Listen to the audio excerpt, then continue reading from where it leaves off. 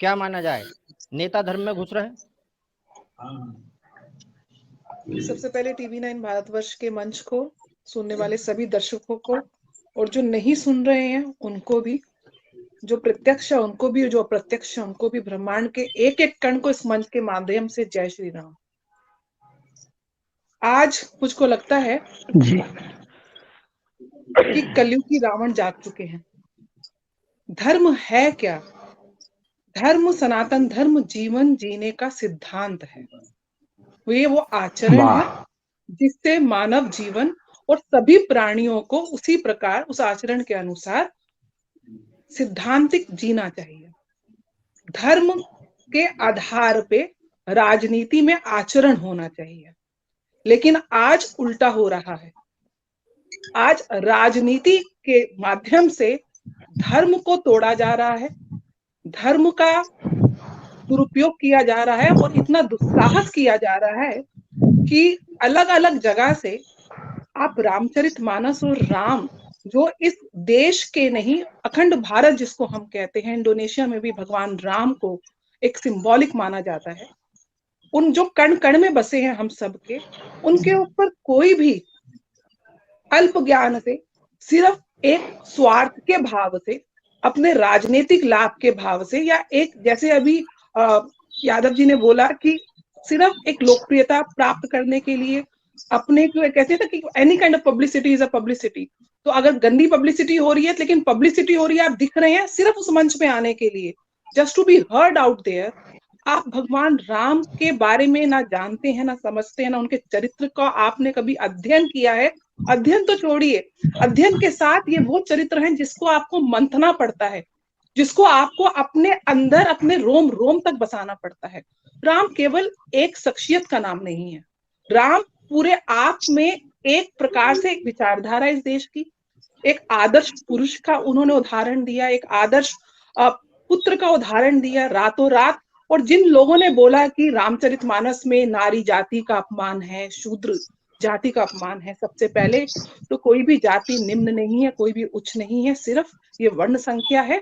गुण धर्म के आधार पे ये समाज को एक अलग अलग दायित्व दिया गया था, पहली बात। दूसरी बात, रामचरितमानस का आधार ही माता सीता के लिए, जो उन्होंने इतना बड़ा युद्ध लड़ा नारी के सम्मान के लिए, चाहे वो महाभारत हो, वहां द्रौपदी के चीरहरण के प्रयास मात्र से अगर महाभारत हो गई, तो ये हमारी संस्कृति, जहां पे यत्र तत्र नारीस्तु पूज्यन्ते रमन्ते तत्र देवता का सिद्धांत है, जहां हर नारी में देवी की शक्ति देखी जाती है, बहुत बढ़िया। तो मैं जी यही जी कहना जी चाहूंगी, जी आवाज वही आ रही है। अन्नपूर्णा है, वही माता सीता जब जानकी के रूप में बाल कन्या थी, तो भगवान शिव का धनुष लेके वो उसके साथ वो खेला करती थी। क्या ये नारी का सम्मान नहीं? क्या ये नारी का सम्मान नहीं रामचरितमानस में कि चारों तरफ से जो योग्य राजा थे, राजकुमार थे, वो पंक्ति में खड़े थे, और माता सीता के पास ये निर्णय था कि कौन योग्यता के बल पे वो किसको अपना वर चुने। क्या ये नारी का सम्मान नहीं था? क्या ये नारी का सम्मान नहीं था कि एक शूद्र जाति की महिला माता शबरी के झूठे बैर भगवान राम ने खाए? क्या ये नारी का सम्मान नहीं था कि अहिल्या का उद्धार किया? क्या ये नारी का सम्मान नहीं था कि उस रावण की भी ये जरूरत नहीं हो पाई, जो एक कुशा मात्र से माता सीता को अपने ही अशोक वाटिका में स्पर्श तक नहीं कर पाए? तो ये क्या ये नारी का सम्मान नहीं था कि एक सौतेली माँ के आदेश पर रातों रात एक राजकुमार सुबह तपस्वी के भेष में वनवास की तरफ चला जाता है? तो ये वो कौन लोग हैं जो भगवान राम के चरित्र, उनकी जीवनी बहुत और उनके अच्छी। आचरण के प्रश्न कर रहे हैं? ये केवल वो लोग हैं जो सनातन से डरे हुए हैं। सबसे पहली बात ये चीज समझनी पड़ेगी, हिंदुस्तान में हिंदुत्व हमारा अधिकार है। ये वो देश है, ये वो संस्कृति है जो वसुधैव कुटुंब की बात करती है, जो सर्वे सुखिना भवंतु की बात करती है, जो सभी प्राणियों के लिए सद्भावना की बात करती है।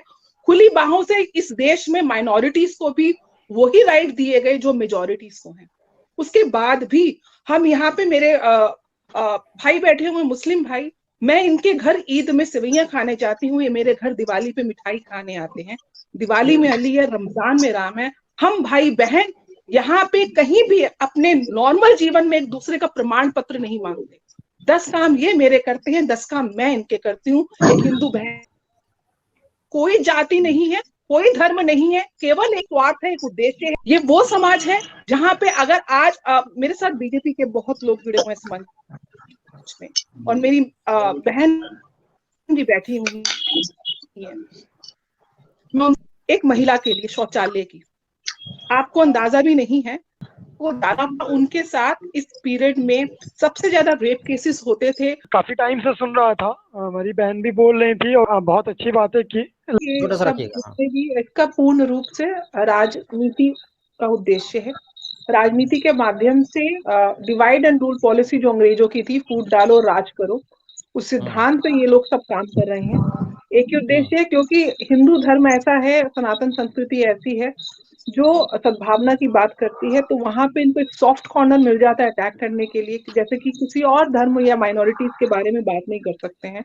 लेकिन कहीं ना कहीं ये हमारी सहनशीलता की भी पराकाष्ठा की वो लाइन क्रॉस कर चुके हैं, जो अब किसी भी रूप में उसमें यहाँ पे व्यक्ति विशेष कोई भी हो, इसको बर्दाश्त नहीं किया जाएगा। लेकिन इतना भी जरूर मैं बोलना चाहूंगी कि यहाँ पे हमको इसको बहुत ज्यादा हीटेड आर्ग्यूमेंट जो हम करते हैं, या बहुत ज्यादा इसको मीडिया में इसको धीरे धीरे कम करके हमको विकास की तरफ, राष्ट्र के लिए कौन से मुद्दे विकास के संदर्भ में ज्यादा जरूरी हैं, उस पे फोकस करते हुए हमको आचरण करना है सबको। ये एक तरीके से स्पीड ब्रेकर्स हैं राष्ट्र की उन्नति की तरफ, ग्रोथ की तरफ। इन स्पीड ब्रेकर्स को अवॉइड करते हुए आपको एक सेफ पैसेज निकाल के राष्ट्र को फोकस करते हुए, आज ये वो देश है जनाब कि एक तरफ भारतवर्ष यूक्रेन में जेलेंस्की से बात करता है, दूसरी तरफ पुतिन से बात करता है, और भारत के 32,000 जो विद्यार्थी हैं केवल तिरंगा लेकर बाहर 36 इनके छाती चौड़ी करके निकलते हैं, यहाँ तक कि उनके दुश्मन भी बाहर निकलते हैं। आज भारत विश्व पटल पे वो स्थान बना चुका है कि मैं समझती हूँ कि दुनिया भारत की तरफ देख रही है और सलाम कर रही है। तो आज सिर्फ अपने देश को राष्ट्रहित की भाव से, जाति से ऊपर केवल एक धर्म का आप नाम लें, और वो धर्म है इंसानियत का, वो धर्म है विकास का, वो धर्म है राष्ट्रहित का, उसको फोकस करके हम सबको चलना है।